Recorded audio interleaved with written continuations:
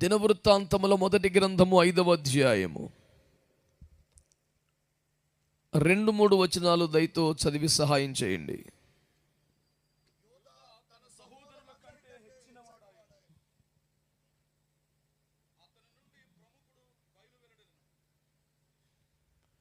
అమ్మాయికి ఇస్తారా?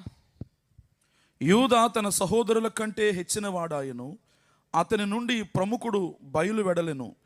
అయినను జన్మ స్వాతంత్ర్యము యోసేపుదాయను. మొదటి వచనం కూడా చదవండి. ఇప్పుడు ఇశ్రాయేలునకు తొలిచీలు కుమారుడైన రూబేను కుమారులు వివరము. ఇతడు జ్యేష్ఠుడై ఉండెను గాని తన తండ్రి పరుపును తాను అంటుపరిచినందున అతని జన్మ స్వాతంత్ర్యము ఇశ్రాయేలు కుమారుడైన. ఈ రాత్రి దేవుని వాక్యము ద్వారా దేవుని ఆత్మ మనతో మాట్లాడునుగాక. ప్రభునందు మిక్కిలి ప్రియమైన దేవుని ప్రజలారా, నా వైపు చూస్తూ శ్రద్ధగా ఈ మాటలు వినండి. జరిగిన పాపం ఏమిటి, జరిగిన ఘోరం ఏమిటి, వాటిని వివరించాలనే ఆసక్తి నాకు లేదు. కానీ సాయంకాలం ప్రభు నా హృదయంలో పుట్టిన ఒక భారం, తత్సంబంధిత ఉపదేశం ఏమిటంటే, రూబేను జ్యేష్ఠుడై ఉండెను గాని అతడు అపవిత్రమైన కార్యము చేసి అతడు బలహీనుడైపోయి తన జ్యేష్ఠత్వమును పోగొట్టుకున్నాడంట. తన స్థానమును స్థాయిని కాలదన్నుకున్నాడట. అయితే ఆ స్థానానికి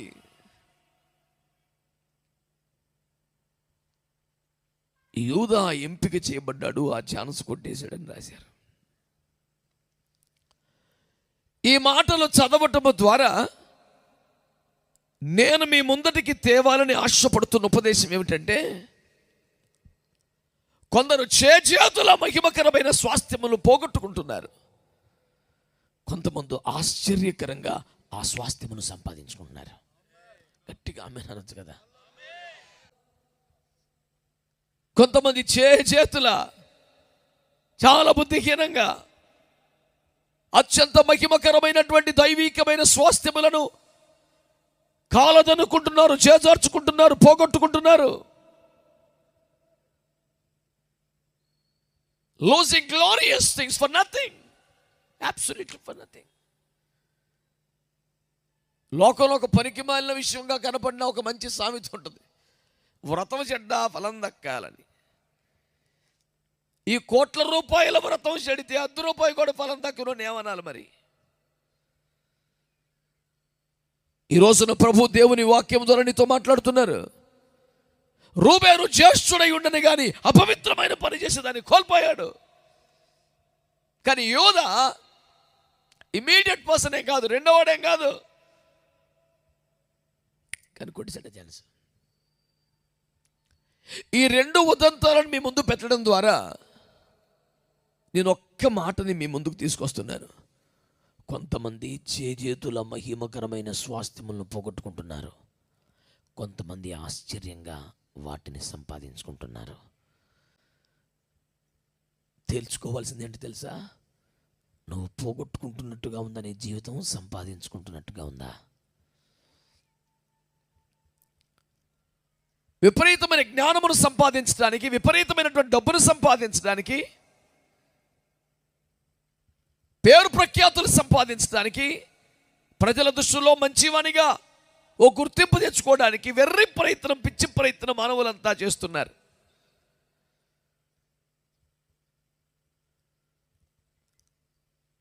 వ్యాపార వర్గాల్లో విపరీతమైన ధన సంపాదన మనసు ఉండేది. రాజకీయ నాయకులలో విపరీతమైన పేరు కొరకైన ప్రాకులాట ఉండేది. ఈ దరిద్రం అంతా ఇప్పుడు క్రైస్తవుల్లో, సేవకుల్లో కూడా పడిపోయింది వచ్చి.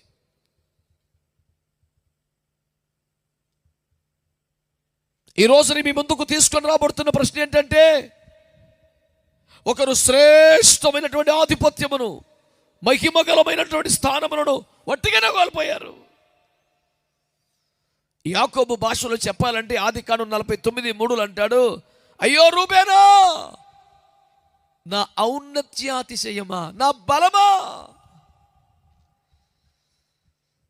నువ్వు నీళ్ళ వలె చెంచలుడువై చేతులను నాశనం చేసుకున్నావురా. ఇంతటి మహిమకరమైన స్వాస్థ్యమును, మనోహరమైన స్థలములో పాలు పంపులు పొందే సౌభాగ్యమును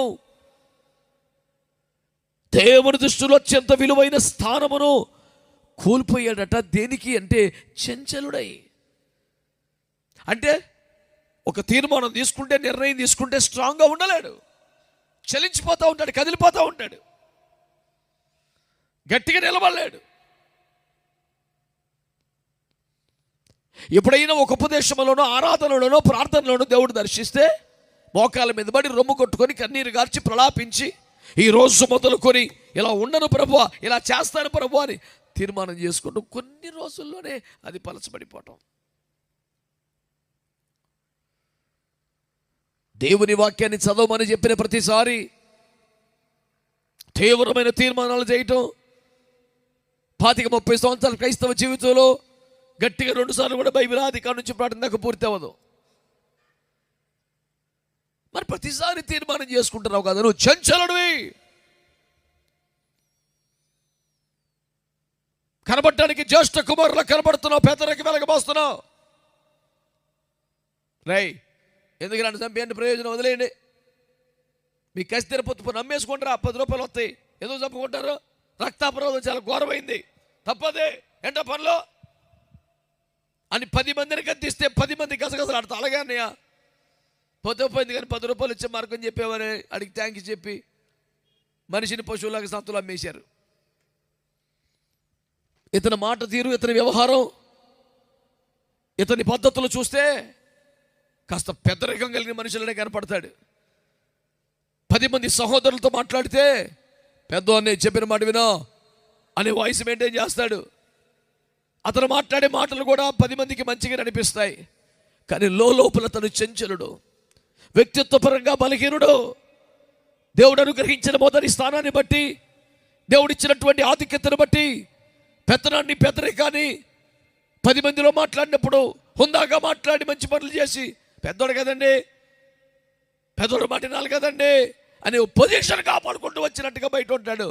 కానీ వ్యక్తిత్వ పరంగా చూస్తే అతడు చంచలుడు, అస్థిరుడు. ఒక తీర్మానం చేసుకుంటే రోషంగా గట్టిగా దాని మీద నిలబడే కెపాసిటీ లేదు. ఇలాంటి వాళ్ళనే పౌలు గారు కోప్పడుతూ 1 కొరింథీ పత్రిక 16వ అధ్యాయం 13వ వచనంలో, మీరు ప్రేమతో ఏదైనా చెయ్యాలి అనుకుంటే మొదట మెలకువగా ఉండండి, నిలకడగా ఉండండి, పౌరుషంగా ఉండండి, బలంగా ఉండండి, అప్పుడు మీరు చేసేవన్నీ ప్రేమతో చేయండి అంటాడు. చాలామంది క్రైస్తవులు, చాలామంది విశ్వాసులు మరి మరి ప్రేమతో ఇవ్వాలనుకున్నామని, ప్రేమతో పెట్టాలనుకున్నామండి, మీరు సేవకులంటే కాదంటే ఎట్టండి, సేవకుడు ఏమి కాదనాలో, సేవకుడు ఏమి కాదనకూడదు ఇడు చెప్తాడు. అది అసలు అద్భుతమైన రెఫరెన్స్. నువ్వు పరిశుద్ధతలో ఉండి చెప్పావా, అచంచలమైనటువంటి పర్వతమై చెప్పావా, కదలక నిల్చు సియోను కొండవలే ప్రతిష్ఠింపబడి చెప్పావా? చర్చికి వస్తావు, కానుకిస్తావు కాబట్టి నా మాట చెల్లాలనే ఫీలింగ్ ఉంది నీకంతే. ఆరంభం నుండి మరో చర్చికి వెళ్ళకుండా ఇదే చర్చికి వస్తున్నాం కాబట్టి మాకు హక్కు ఉంది అనే ఫీలింగ్ ఉంది. ఒక దైవ సేవకుడికే నువ్వు ఆనబెట్టుచున్నావంటే ఆత్మలో నీ స్థాయి ఎంత, స్థానం ఎంత ఉంది, ఎంత మంచి పరిశుద్ధుడు కదా, ఎంత ప్రార్థనాపరుడు కదా, దేవునితో ఎంత సన్నిహితంగా బతుకుతున్నావు కదా అనుకుంటా. అంటే ఆ దేవునేది మళ్ళీ ఆదివారం గూట్లో పెడితే మళ్ళీ ఆదివారం దాకా బైబిల్ సోయలేదు. ఈడొక పెద్ద పొద్దున్న లేస్తే కాస్త ప్రార్థన చేసుకోవటం, కాస్త వాక్యాలు చదువుకోవటం అనే మినిమం క్రమశిక్షణ లేనివాడు ఏమి క్రైస్తవుడు అయ్యా? నాకు అర్థం కాదు.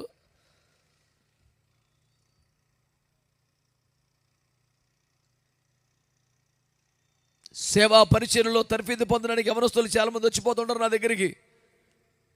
వాళ్ళు సరిగ్గా భోజనం చేసేటప్పుడు చెప్తుంటాను నేను, 24 గంటలో 1 గంటనే బైబిల్ చదవకపోతే ఆడు అసలు భక్తుడే కాదు, ఆడు తిండి తింటా కనుకుడే కాదు అంటుంటాను.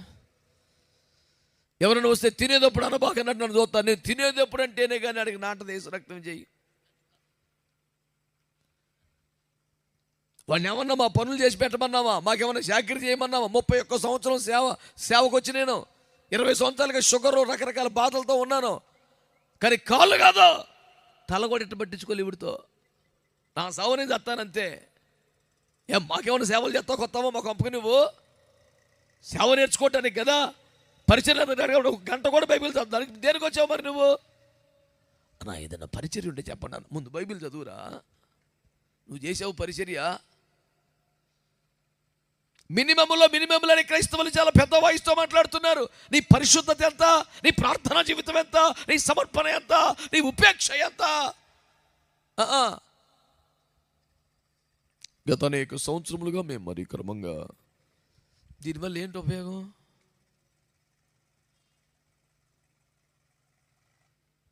రూబేను, నువ్వు నా బలమురా, నువ్వు నా ప్రథమ బలమురా, నువ్వు నా బలము యొక్క ఔన్నత్యాతిశయము. నువ్వు నీలాంటోడు బలిగినడం అయిపోతే ఎట్రా, చంచలం అయిపోతే ఎట్రా? నువ్వెంత స్ట్రాంగ్ ఉండాలి అసలు. కదలిన వారు స్థిరులనై ప్రభు కార్యాభివృద్ధి ఎప్పటికీ ఆసక్తులై ఉండాలి కదా. చంచలం అయిపోతే ఎట్లా?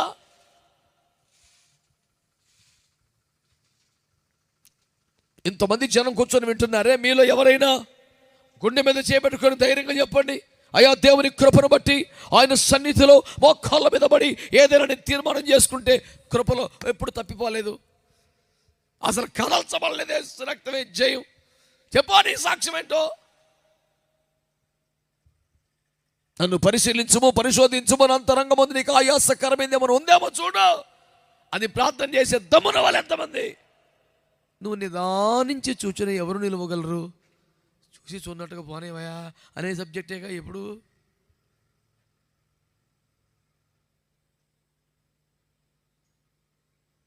నా దుఃఖం, నా బాధ అంతా ఏంటంటే నీ ప్రమేయం లేకుండా, నీ ప్రయత్నం లేకుండా, నీ కృషి లేకుండా ఎందుకో దేవుడు నిన్ను మీ కుటుంబాల్లో జ్ఞాపకం చేసుకున్నాడు, మీ బంధువులను జ్ఞాపకం చేసుకున్నాడు. గొప్ప రక్షణ భాగ్యం ఉంటే కాదు, ఉన్నతమైన సేవ పిలిపించాడు, ఎన్నెన్నో ఆధిక్యతలు ఇచ్చాడు. నీకు వచ్చిన పొజిషను, జ్యేష్ఠుడు, 12 మందిలో పెద్దోడు, ఈ పొజిషను నువ్వు కష్టపడితే వచ్చింది కాదుగా, కృపలో నీకు అనుగ్రహించబడిందే కదా. ఇంతటి ఆధిక్యత ప్రభు నీకు ఇస్తే నీకు వచ్చిన భయంకరమైన శోధనలా, యోసేపుకి వచ్చినంత బాధ నీకు వచ్చిందా? నీకేమీ లేదు. నువ్వు స్థిరమైనడు గాక, నువ్వు చంచలం అయిపోయి, నువ్వు నిశ్చలంగా ఉండే స్థితి లేక అచంచలమైన మనిషిగా మారిపోయి, అత్యంత బలహీనుడిగా తేలిపోయి, అపవిత్రపరిచి మాయని మచ్చగా మిగిలి దుఃఖమునకు, కష్టమునకు, శాపమును కారణంగా మిగిలిపోయావు. వింటున్న ప్రజలారా, ఒక తీర్మానంలో నిలబడలేకపోతున్నావా? సమర్పణలో నిలబడలేకపోతున్నావా? సంఘములో స్థిరపడలేకపోతున్నావా? పరిచర్లు కుదురుకోలేకపోతున్నావా? చలించిపోతున్నావా? కదిలిపోతున్నావా? జాగ్రత్త. దేవుడికి ఇచ్చిన మహిమకరమైన స్వాస్థ్యములు కోల్పోయే ప్రమాదంలో ఉన్నావు నీవు. నీలో ఈ ఊగిస్తున్నాడు ధోరణి ఉందా? తీర్మానం అంటే ఎట్టుండాలి తెలుసా? ఏ కుక్క వస్తుందో, కోడి వస్తుందో, గొర్రె వస్తుందో, మేక వస్తుందో, ఎద్దు వస్తుందో అనుకున్నాడు యెఫ్తా. నా ఇంట్లోంచి ఏది బయటకు వచ్చేది నీకు బలిచ్చేస్తానన్నాడు. దేవుడు అంగీకరించాడు, అఖండ విజయాన్ని ఇచ్చాడు, ఆనందోత్సాహాలు తింటికి వస్తున్నాడు. తనకున్న ఏకైక బిడ్డ యవనస్తురాలు, నాన్నగారు గెలిచారు, స్వాగతం చెప్పాలని విజయోత్సవానికి స్వాగతం పలుకుతా బయటకు వస్తే గుర్రం నుంచి కింద పడి పొరలాడి ఏడుస్తున్నంత బాధ. అయ్యో నా బిడ్డ, నా ప్రాణమును తల్లడిలో చేయవారిలో ఒకటివైతివి. ఏమైంది నాన్నగారు, నేనేం తప్పు చేశాను? ఏం కాదు బిడ్డ, యెహోవాకు మాట ఇచ్చాను, ఇప్పుడు ఏం చేయాలో తెలుస్తలేదు అనలేదే. వెనుక తీయలేను అన్నాడు. ఏం మాట ఇచ్చారు నాన్నగారు అంటే, ఇంట్లోంచి నాకు ఏ దోచలేదు, దాన్ని బలిస్తా అని చెప్పాను అన్నాను. ఆ పిల్ల అంటుందని, నన్ను మొక్కోటానికి నువ్వెవరు? కన్నోడివి కానీ చంపేడు అవుతావా? కన్న తండ్రివా, కసాయి వాడివా? హ్యూమన్ రైట్స్ కోర్టుకి వెళ్తాను, అల్లే లూయా. నేను ఇప్పుడు మేజర్, నా సంగతి తెలుసా నీకు? ఆధార్ కార్డు చూపించేదా? 100 డైల్ చేయమంటావా? యేసు రక్తం ఏం చేయం? అబ్బో, భక్తులు ఎంతమంది ఉన్నారు నాన్న. ఆ బిడ్డ అంటది, సింహం కడుపున సింహం పుట్టింది అన్నట్టు. నాన్న, దేవునికి మాట ఇచ్చావా? వెనక తీగలగ చెయ్యి అంటుంది. స్తోత్రం చెప్పండి. ఏంది బిడ్డ నువ్వు మాట్లాడేది? ఏం పర్లేదు నాన్నగారు, నేను దేవుని కొరకు బలి పెట్టి పెట్టడానికి సిద్ధంగా ఉన్నాను. కాకపోతే నాకు కొన్ని రోజులు టైం ఇవ్వండి, నేను శుద్ధీకరించుకుంటాను, నేను సిద్ధపడతాను, దర్జకొచ్చి బలి పెట్టి వెక్తాను అందే. అలాంటి బిడ్డలు ఒక్కటి కాదు, 100 మంది ఉన్న తండ్రికి తలకానే ఉండదు. స్తోత్రం గట్టిగా చెప్పండి, స్తోత్రం అని చెప్పు, మంచిగా చెప్పు.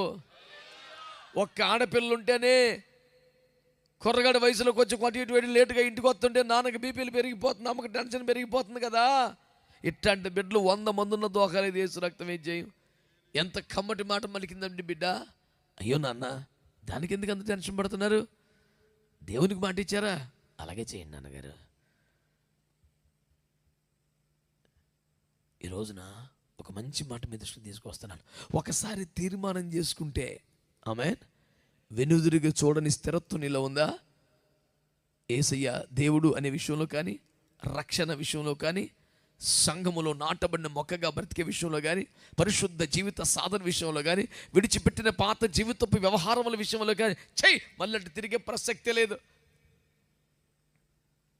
ఆ స్థాయికి వచ్చేసావా? ఈ రాత్రి విను, నువ్వు చంచలుడుగా ఉంటే, కదిలిపోయే వ్యక్తిగా ఉంటే, తీర్మానములో నిర్ణయములో స్థిరంగా నిలబడలేని వాడిగా ఉంటే, ఒక ప్రమాది గంటిక మోగుతుంది రాత్రి, నీకు ఒక సైరన్ అలారం వినబడుతుంది అంటే తెలిసిన నీవు కూడా పడిపోయే ప్రమాదం, కోల్పోయే ప్రమాదంలో ఉన్నావు. నీ ప్రయత్నం లేకుండా నీ బుద్ధికి, ఊహకు, శక్తికి, సామర్థ్యానికి మించినటువంటి మహిమకరమైన స్వాస్థ్యములు ఎన్నో దేవుడు నీ కొరకు ఏర్పాటు చేశాడు. ఒకవేళ ఈ స్థిరత్వం కానీ లేకపోతే, చంచలుడు అయితే కోల్పోతావు. నీచ నికృష్ట పాపిష్టి ఘోరమైన వార్తోడు చెప్పనా? శుక్రవారం ప్రార్థన 7 గంటల నుంచి 8:30కి మార్చేసిందంటే పాస్టర్ అమ్మ మొన్న ఒక చోట. అంతకని వివరాలు బాగా 7 గంటల నుంచి రాత్రి 8:30కి స్టార్ట్. ప్రారంభ ప్రార్థన 8:30 ఏంటమ్మా? ఇబ్రహీంపట్నంలో వరద వచ్చినట్టు, వర్షం వచ్చినట్టు నీకేమైనా వచ్చిందంటే ఏమి లేదు. 8 to 8:30 టీవీసీలో ఇంపార్టెంట్ ఉందంట. 7 గంటల ప్రార్థనని 8:30కి మార్చిందంటే ఆ భక్తురాల్ని అసలు ఎట్ట సన్మానించాలి మీరు చెప్పండి? పాస్టమండి దారిపోయే మనిషి కాదు.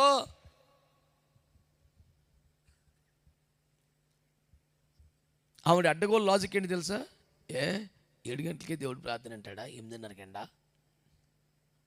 ఆహా, మహాసాధ్వీమని అతి పరిశుద్ధురాలా, నీకు సాటి ఎవరు?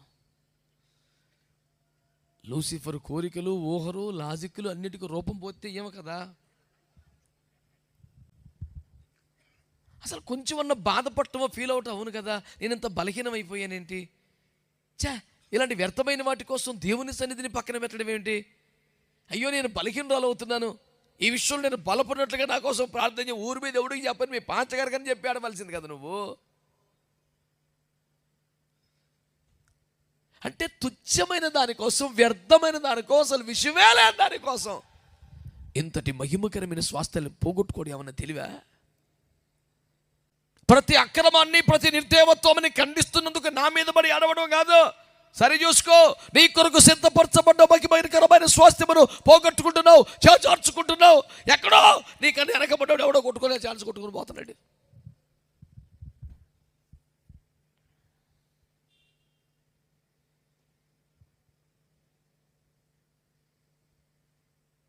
రూబేను కోల్పోయాడు, రూబేను నష్టపోయాడు, రూబేను పోగొట్టుకున్నాడు. ప్రథమ ఫలం, యవన బలం, ఔన్నత్యాతిశయం, చించలుడై నాశనం చేసుకున్నాడు. ఎక్కడో 4వ నెంబరో 5వ నెంబరో టక్పని వచ్చి కొట్టుకొచ్చాడు అంతే. మళ్ళీ చెప్తున్నాను, ఈ రాత్రి బుద్ధిహీనులై పోగొట్టుకుంటున్న వారు చాలామంది ఉన్నారు. కాచుకొని కనిపెట్టుకొని పొందుకుంటున్న భాగ్యవంతులు ఎందరో ఉన్నారా? నువ్వే జాబితాలోకి వస్తావు ఈ పూట? ఇంత ప్రతికూలతలో, ఇన్ని ఆటంకాల మధ్య సంఘము, సంఘ పెద్దలు, యవనస్తులు సచ్చి చెడి ఇన్ని తిప్పలు పడాల్సిన పరిస్థితుల్లో ఈ ఏర్పరచబడ్డ కొడుకు నీతో ఏం మాట్లాడుతుంది? ఈ ఉపదేశం ఏమని దగ్గరకు వస్తుంది? తుచ్చమైన వాటి కోసం, వ్యర్థమైన వాటి కోసం, అసలు పెద్ద విషయమే లేని వాటి కోసం మహిమకరమైన స్వాస్థ్యములు కొందరు కోల్పోతున్నారు. మాకొకటి తగలబడ్డాడు ఈ మధ్య. మద్యపానం చేయడు, వ్యభిచారం చేయడు, ధూమపానం చేయడు. అసలు చూస్తే ఎక్కడ సారా కొట్ల కాడు కానీ, రోడ్ల మీద కానీ, సిగరెట్ పీకల కాడు కానీ, పేకాట్ల కాడు కానీ ఎక్కడా కనపడ్డావు. కానీ ఆడి వల్లే కుటుంబం నాశనం అయిపోద్ది, అప్పుల పాలు అయిపోతారు. ఇదేంది అంటే అదేదో బెట్టింగ్ అంటగా. ఎవరికి కనపడ్డా సైలెంట్గా కూర్చుంటాడు, ఫోన్తోనే బెట్టింగ్లో కూర్చుంటాడు, ఇంటి మీద కొంతమందిని తెస్తాడు, మొత్తం అప్పుల పాలు చేస్తాడు, సర్వనాశనం అయిపోద్ది. ఆడొక్కడి గురించి ఇంటి లాదులు నట్టింట్లో కూర్చొని శోకాలు పెట్టి ఆడవలసిందే. మళ్ళీ దానికి ముక్తాయింపు ఏంటి? పిల్లడు మంచోడండి, ఎప్పుడు సెంటర్లోకి వెళ్ళినట్టుగా కానీ, ఆడపిల్లల వైపు చూసినట్టుగా కానీ, చెడ్డ మాటలు మాట్లాడినట్టుగా కానీ లేడండి. కాకపోతే ఇంటి లాదల్ని సర్వనాశనం చేశాడండి. నీకున్న ఒక్క బలహీనత, నీకున్న ఒక్క లోపం ఎంత నష్టం చేస్తుంది? కుటుంబానికి, సంఘానికి ఎంత తీరని అవమానం కలిగజేస్తుంది? నీ వలన నిద్ర లేని రాత్రులు శోకమూర్తులై వాళ్ళు ఎంతకాలం ఏడవాలి? ఇంటి పరువు, సేవ, సమాచారం మొత్తం నాశనం అయిపోతుంది. దేనికోసంరా?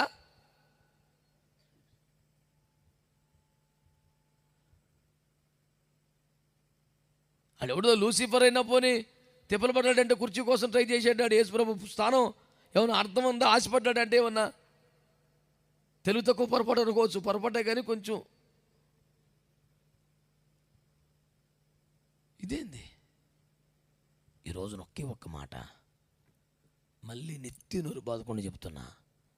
కొంతమంది వ్యర్థమైన, తుచ్చమైన, అసలు ఏమీ కాని వాటి కోసం మహిమకరమైన స్వాస్థ్యములను పోగొట్టుకుంటున్నారు.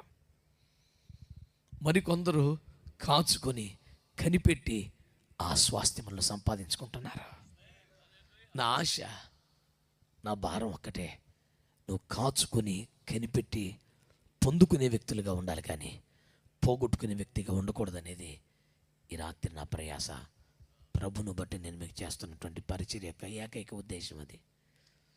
ఈ కొంచెం సమయంలో ఒక మంచి తీర్మానం చేద్దామా? అయ్యా, నేను కానీ, నా కుటుంబం కానీ, నా సేవ కానీ, నా సంఘం కానీ తుచ్చమైన వాటి కోసం, వ్యర్థమైన వాటి కోసం, బలహీనమైన వాటి కోసం ఈ మహిమకరమైన స్వాస్థ్యములను, స్థానములను, మనోహరమైన వాటిలో పాలు పంపులను పోగొట్టుకోకూడదు నాయనా. కానీ నా అర్హతకు, నా స్థాయికి, బతుక్కి మించినటువంటి స్వాస్థ్యములను, ఆధిక్యతలను కాచుకొని కనిపెట్టి సంపాదించుకునే కృప నాకు కావాలి. యూదా జ్యేష్ఠుడైపోయాడు. ఆమేనండి ఒకసారి గట్టిగా హల్లెలూయా, హల్లెలూయా. జన్మ స్వాతంత్రం మరొకరికి అనుగ్రహించబడింది, కానీ యోధా జ్యేష్ఠుడైపోయాడు. ఏ రేంజ్కి వచ్చేసాడు రా బాబు యోధా అంటే? కొత్త సింహమే నిలబడ్డాడు. ఏ రేంజ్కి వచ్చాడు రా యోధా అంటే? దేవునికి స్తోత్రం కలుగును గాక, అతని సహోదరులందరూ లేచి అతన్ని స్తుతించే పరిస్థితికి వచ్చేసారు. ఏ రేంజ్కి వచ్చాడు రా యోధా అంటే? అది ఆడు సింహమై నిక్కి నిలిచి వేటాడి చంపిన దాన్ని తినే రేంజ్కి వచ్చాడు. ఏ రేంజ్కి వచ్చాడు యోధా? యూదా బెత్లెహేమాను, యూదా ప్రధానులు ఎంత మాత్రము అల్పమైన దానివి కావు. నీ ప్రజలు ఏలువాడు నీలో నుండి వచ్చుచున్నాడా? స్తోత్రం చెప్పండి గట్టిగా, హల్లెలూయా. ఎంతటి ఆధిక్యత వచ్చేసింది యోధాకి! స్థానం మారిపోయింది, ఆకస్మికంగా పెరుగుదల వచ్చింది, ప్రపంచ దృష్టిని ఆకర్షిస్తోంది. యూదా గోత్రపు సింహముగా యేసు పరిచయం చేసుకుంటున్నాడు. యూదా గోత్రము నాదని యేసు మాట్లాడుతున్నాడు. యూదాకి ఆకస్మికంగా ఈ స్థానం వచ్చేసింది. ఏమేం చేసి సంపాదించాడు? 16 గంటలు చదివాడా? 18 గంటలు డ్యూటీ చేశాడా? 100 ఎపిసోడ్లు స్పాన్సర్ చేశాడా? ఏం చేశాడండి? జ్యేష్ఠత్వానికి 4-5 స్థానాల వెనకను ఉన్న మనిషి తను కాపాడుకోవటమే కాకుండా తన సహోదరుడి ప్రాణమునకు పూటబడే భక్తి చేశాడు. నాన్నగారు, తమ్ముని గాత్రను నీ ముందు తీసుకుపెట్టలేకపోతే అతని ప్రాణానికి బదులుగా నా ప్రాణం మీరు లెక్కడగండి. అదేంట్రా, నీ ప్రాణం అయితే ఏంటి, తమ్ముడు ప్రాణం అయితే ఏంట్రా, ఇద్దరు నా కొడుకులు కాదట్రా, అదేంట్రా, సర్లే పట్టుకెళ్ళన్నాడు. అన్నయ్యలు ఎంతమంది ట్రై చేసినా, తమ్ముళ్ళు ఎంతమంది తిప్పలు పడ్డా, నాన్నగారు ఒప్పుకోలేదు. యోసేపుని కోల్పోయాను, షిమ్యోని అరెస్ట్ చేశారు, బెన్యామీని పట్టుకెళ్తారా మీరు? ఇప్పుడు నన్ను పుత్రహీనుడిగా మారుస్తారా? మృతుల లోకానికి దుఃఖపడి దిగిపోవాలా నేను? మీరు ఎన్ని మాట్లాడండి, బెన్యామీని మాత్రం ఇచ్చే ప్రసక్తి లేదని గట్టిగా కూర్చున్నాడు వాళ్ళ నాన్నగారు. ఎంతమంది ఎవరు చెప్పిన వినలా. యోధా వచ్చి, నాన్నగారు, తమ్ముని మరలా క్షేమంగా నీ ముందు నుంచోబెట్టకపోతే అతని ప్రాణమునకు బదులు నా ప్రాణమును విచారం చేయమని తన ప్రాణాన్ని పనంగా పెట్టి పూట పడితే ఆశ్చర్యం. అదేంట్రా, పోనాడు పోయాడు, ఒకవేళ దాని ముందు నేను చంపేనా, ఇంకో కొడుకు పోతాడుగా, నాకేదేం సంతోషం. సర్లే, ప్రాణం పెట్టినంత బాధ నువ్వు కొడుకు కోసం, తమ్ముడు కోసం తీసుకుంటే నేను ఎట్టగాదు అనేది. సర్లే తీసుకెళ్ళి. వెంటనే సహోదరులు, సరే నీ వల్లే నాన్న ఒప్పుకున్నాడు రా, నువ్వు పూటపడ్డావు, నువ్వు మాట్లాడావు, ఆర్గ్యుమెంట్ చేసావు, కానీ నువ్వు ప్రాణం పరంగా పెట్టావు. నీ వల్లే పెళ్ళాం బిడ్డలకి దండం పెట్టుకోగలుగుతున్నావు అని అతని సహోదరులు లేచి అతన్ని స్తుతించడం స్టార్ట్ చేశారంట. ఆమేన్. యోధా అంటే స్తుతించాడనే మాట మనకు అవగాహన ఉంటుంది, కానీ యోధా స్తుతించబడ్డాడు. నీ సహోదరులు లేచి నిన్ను స్తుతిస్తారు. నీ వల్ల ఈరోజు మిమ్మల్ని రాజు ముఖం చూడగలుగుతున్నాం, నీ వల్ల శుభ్యాన్ని విడిపించగలుగుతున్నాం, నీ వల్ల కుటుంబాలకి బిడ్డల కొరకు ఆహారం తేగలుగుతున్నాం, నీ వల్ల ఈరోజు ఇలా ఉన్నాం మేమందరం అని అందరూ లేచి యోధాను స్తుతించడం స్టార్ట్ చేశారంట. చదివారా బైబిల్లో వచ్చినది? ఆదికాండం 49వ అధ్యాయంలో నీ సహోదరులు లేచి నిన్ను స్తుతిస్తారా? చేతులెత్తి ఒక స్తోత్రం చెప్తారా? హల్లెలూయా. ఇవన్నీ ఎట్లా సంపాదించారు? ఇవన్నీ 16 గంటలు కష్టపడి కాదు, ఇన్వెస్ట్మెంట్ పెట్టి కాదు. ఇవన్నీ ఏంటి తెలుసునా? కాచుకొని కనిపెట్టి ప్రార్థన చేసి ఒక ఆత్మ కోసం, ఒక సహోదరుని కోసం తన ప్రాణమును పెట్టున్నట్టుగా పోటబడి ఈ ఆధిక్యతను సంపాదించారు. చేతులెత్తి స్తోత్రం చెప్పండి గట్టిగా, చెప్పండి గట్టిగా. హల్లెలూయా. ఒక ఆత్మ కోసం ప్రాణమును పెట్టున్నంతగా ప్రయాసపడే బిడ్డలు బైబిల్లో కనపడుతున్నారు. ఒక ఆత్మ కోసం ప్రాణమును పరంగా పెట్టే క్రైస్తవులు కనపడుతున్నారు. ఇప్పుడు ప్రాణం పరంగా పెట్టి సంపాదించుకున్న సంఘాలని చీల్చడానికా? ఆ సేవకుని అమాయకుని చేసి చిన్నవాడిని చేసి కబలించడానికా? మొన్నొక దైవజనుని దారుణమైన మరణానికి సంబంధించిన విషయాలు నేను మాట్లాడుతూ, ఎప్పుడు ఎక్కడ ఎవరిని చంపినా తప్పే కదా, ఘోరమే కదా అని మాట్లాడుతూ, ఒక వ్యక్తిని కనబడకుండా చేస్తే ఇంత బాధ అయితే 20 సంవత్సరాలు 30 సంవత్సరాలు కష్టపడి కన్నీరు గార్చి సువార్త చెప్పి సంపాదించుకున్న సంఘాలనే మింగి పాడేస్తున్నావే. నిన్నేమనాలి మరి? నువ్వు పెద్ద దైవజనుడు కాబట్టి నమస్కరించాలా? పెద్ద అయినా నీకు ఇది న్యాయమా? కొన్ని సంఘాలు కనుమరుగైపోతున్నాయి. ఇక్కడ ఒకప్పుడు సంఘం ఉండేది కదా, ఏది? ఇక్కడ పాస్టర్ గారు ఉండేవారు కదా, ఏది అంటే దుఃఖపడే జవాబులు వస్తున్నాయి. నాకే కనీసం 10 మంది 20 మంది సేవకులు చెప్పుకున్నారన్నా, వెళ్ళిపోయారన్నా, తీసుకెళ్ళిపోయారన్నా. అయ్యా నేను సువార్త చెప్పానయ్యా, నేను బాప్తిస్మాని ఇచ్చానయ్యా, ఇన్నేండ్లుగా వాళ్ళు కాపరిగా ఉన్నాను, వారి ఇళ్లలోకి వెళ్ళి ప్రార్థనలు చేసి ప్రతి కష్టంలో నిలబడి వాళ్ళని ఈరోజు కాపాడుకున్నానయ్యా. అటు చేయవాకండి అయ్యా, మా బిడ్డలు మా దగ్గరికి పంపించేయండి అయ్యా. ఆ పెద్ద అయిన స్వరం ఏంటి తెలుసా? నీ దగ్గర సరుకుంటే నా దగ్గరికి ఎందుకు వస్తారు? ఇలా పోల్చడం తప్పేమో, అయితే నన్ను క్షమించండి. యవన కాలములో ఆడపిల్లలు మగపిల్లలు శరీర సంబంధమైన ప్రేమలో పడి తల్లిదండ్రుల నిర్ణయాలు కాదని ముందుకెళ్తున్నారు. వాళ్ళ తాత్పర్యం తల్లిదండ్రులు చెడ్డవాళ్ళనా, తల్లిదండ్రుల అయోగ్యులనా, వీళ్ళ దగ్గర ఉంటే లైఫ్ వేస్ట్ అనా? ఏదో ఒక బలకీన క్షణాన్ని ఆకర్షణలోనయ్యారు. నేను మంచోడిని కాదు కాబట్టి నా బిడ్డ అటు పోయింది, నాకు సత్తా లేదు కాబట్టి నా కొడుకెట్ట చేశాడు అనుకోవటం కాదు. వాళ్ళు అపరిపక్వమైన వయసులో ఏదో బలహీన క్షణాన ప్రలోభాలకు లొంగుతున్నారు. సేవలు అవ్వకూడదుగా? కొంచెం కఠినంగా అనిపించిన మరొక మాట అంటాను. ఎంతో ప్రేమ కలిగి బాధ్యత కలిగి తన 3 బిడ్డల్ని పెంచుకుంటున్న తండ్రి కంటే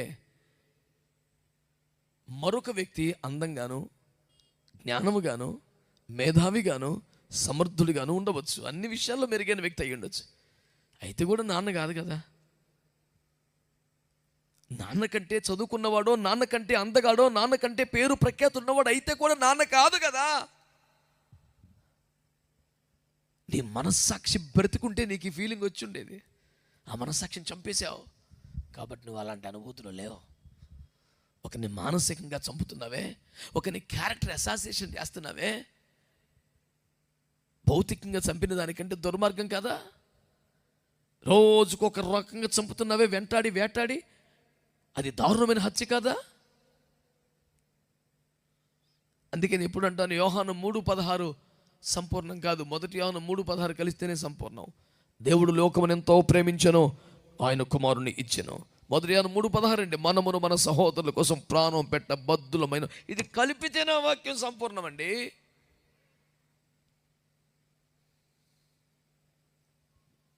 ఆలోచించమని అందరినీ కోరుకుంటున్నాను.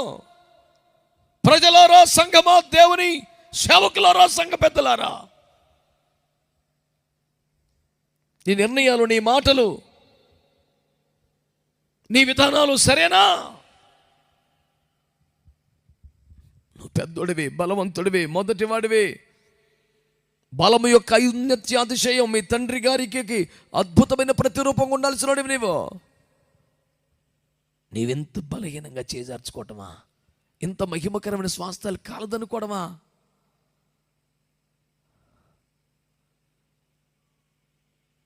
ఈ రాత్రి పోగొట్టుకునేవాడిగా నేను ఉండకూడదు. సంపాదించుకునే వాళ్ళంగా ఉండాలి, కాపాడుకునే వారంగా ఉండాలి, పొందుకునే వారంగా ఉండాలి. మీరు మౌనంగా ఉండిపోయే మారుగా మాత్రం ఉండకూడదు. హల్లెలూయా! ఇదిగో దేవుని వాక్యం మాట్లాడుతుంది. చంచలుడై, బలహీనుడై, అస్థిరుడై ఒక మహిమకరమైన స్వాస్థ్యాన్ని పోగొట్టుకున్నాడు. మరొకడు కాచుకొని కనిపెట్టి భారము కలిగిన వాడై, ప్రాణమును అడ్డు వేసేంత పూటపడేవాడై ఆ ఉన్నతమైన స్వాస్థ్యంలోకి వచ్చాడు. నీ పరిస్థితి ఎట్లా ఉంది? 100 మాటలక్కర్లేదు సందేశానికి. నేరుగా అత్యంత వ్యర్థమైన, నిష్ప్రయోజనమైన, బలహీనమైన, తుచ్చమైన వాటి కోసం మహిమకరమైన వాటిని పోగొట్టుకుంటున్నావా? దేవుని కృపలో ఏ యోగ్యత అర్హత లేని వట్టివాడిగా, వెనకబడ్డవాడిగా, తృణీకరించబడ్డవాడిగా సన్నిధిలో ప్రవేశించినా కాచుకొని కనిపెట్టి ఆత్మల భారమును కలిగి ఒక సహోదరుడి కోసం ప్రాణమును అడ్డు వేయగలిగిన, పూట పడగలిగినంత భారమును కలిగి ఆ స్వాస్థ్యములను సంపాదించుకుంటున్న బిడ్డగా ఉన్నావా? ఈ రాత్రి తెలుసుకోవాలి. ఆదికాండం 13వ అధ్యాయం 11వ వాక్యం చదవండి. కాబట్టి లోతు తనకు యోర్దాను ప్రాంతం అంతటిని ఏర్పరచుకొని తూర్పుగా ప్రయాణము చేసెను. అట్లు వారు ఒకరికొకరు వేరైపోయిరి. అబ్రహాము నుండి వేరైపోయి వెళ్ళిపోయాడంట. ఎవరండి? మీ మౌనం నశించునుగాక, మీ నోర్లు తెరవబడునుగాక. చెప్పండి, ఎవరండి ఆయన? ఆయనకన్నా మీరు బాగా లోతుకున్నారు బాబు, దొరికి సత్తలేదు పేనానికి. అంత లోతుకి వెళ్ళబాకండి. స్తోత్రం చెప్పు. ఎవరున్నారు సార్ ఇక్కడ? అబ్రహాము, లోతు. అట్లు అట్లు అట్లు లోతు అబ్రహాము నుండి వేరై. ఎంత పెద్ద నిర్ణయం, ఎంత ఈజీగా తీసేసుకున్నావు నాన్న. నేను ఇలాగ ఒకసారి వాక్యం చెప్తున్నాను అన్నాడు. అన్నా, నువ్వు ప్రతి దానికి ఎవడో ఒకటి మీద పడిపోవటం నీకు అలవాటు అయిపోయింది. అబ్రహం గారు వెళ్ళిపోమన్నాడు. తిడితే అబ్రహాం తిట్టో, లోతు మీద పడతావు. ఎందుకంటే ఈ లోతు ఫేవరెట్, ఈడు లోతు బ్యాచ్మేట్. ఈడు మనకు అప్పుడు పేరు తెలియలేదు కానీ లోతుతో పాటు వెళ్ళిపోయిన వాళ్ళు ఈడు ఒకడు అన్నమాట. తప్పించుకొని మన కూటానికి వచ్చాడు ఈడు. మంట ప్రతి దానికి పడిపోతావు ఒక్కొక్కడి మీద. లో తప్పే ఉంది, అబ్రహం వెళ్ళిపోబట్టి వెళ్ళిపోయాడు. తిట్టా, అబ్రహం తిట్టు. నీకు ఎందుకో అబ్రహం మీద కొంచెం ఆయాసం ఉంది. ఈడు కూడా అసలు నాకు అర్థం కాల. కొంతమందికి అంతే, దైవజనుల మీద, భారం కలిగిన వాళ్ళ మీద, కన్నీరు గార్చే మీద, ప్రజల కోసం యుద్ధాలు చేసేవారు, వాళ్ళ మీద ఏడుపు. ఏడికి ఆయన మీద నీకు ఎందుకు ఏడుపు? ఆన్సర్ ఉండదు ఆడికి. సార్ అది నా సహజ నైజం సార్, నా స్వభావం. ఎందుకు ఎడుతున్నాడు ఏం చెప్పను సార్, నేను అందరి మీద పడి ఎడుతాను అంతే అంటాడు వాడు. లేకపోతే వాడు ఏంటండి, నువ్వు తిడితే అబ్రహాం తిట్టు, లోతునంటే మాత్రం కుదరదు. లోతు గారి యొక్క పర్సనల్ ప్లేడర్ నేను, నీ మీద కేసు చేస్తాను అంటున్నాడు. వాడి లాజిక్ ఏంటంటే అబ్రామేగా వెళ్ళమన్నాడు అని. ఒరే మందబుద్ధి, వెళ్ళమనటం అంటే వారి నిర్ణయానికి వదిలేయటం, వదిలించుకోవటం కాదురా అమాయకుడా. నానా, మరి పశువుల కాపర్ల వల్ల మనకి ఇబ్బందులు వస్తున్నాయి, మన బంధువుల మన వివాదం ఉండకూడదు. మన ఆస్తి, మన సంపద కలిసి ఉండాలన్నంత విస్తరించింది, కొంచెం దూరంగా బతుకుదాం. కేసీఆర్ చెప్పింది అదేగా, కలిసి కొట్టుకోవటం మీద ఇడిపోయి సమాధానం ఉందామని. ఆ ఫార్ములా ఇట్లా మనం సమాధానంగా ఉండాలి. బంధువులు ఇట్లా మనకు తగు ఉండకూడదు, దూరంగా ఉందాం, ఐక్యంగా ఉందాం అని చెప్పంటే, చిన్నప్పుడే అమ్మ బాబు చచ్చిపోతే అన్నీ తానే పెంచి పెద్ద చేసాడు కదండి అబ్రాం.